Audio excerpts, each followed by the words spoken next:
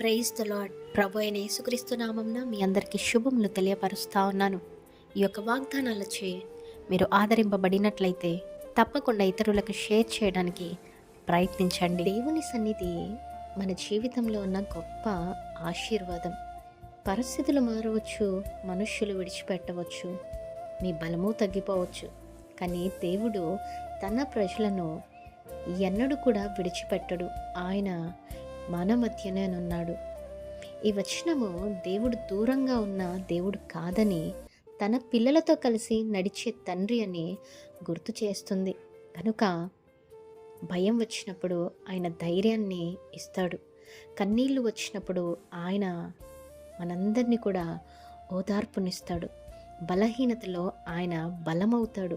శత్రువుల మధ్యలో కూడా ఆయన మనకు రక్షణగా నిలుస్తాడు. దేవుడు మన మధ్య ఉండడమే మన విజయానికి, సమాధానానికి, ఆశకు మూలమనేసి గమనించండి. కాబట్టి ఈరోజు ఏ పరిస్థితిలో ఉన్నా నా దేవుడు నాతో ఉన్నాడు అనే విశ్వాసముతో ముందుకు సాగండి. ఆయన సన్నిధిలో అసాధ్యము సాధ్యమవుతుంది. నమ్మండి, విశ్వాసం ఉంచండి. ఈ వాగ్దానమును ఎత్తిపట్టి ప్రార్థించండి.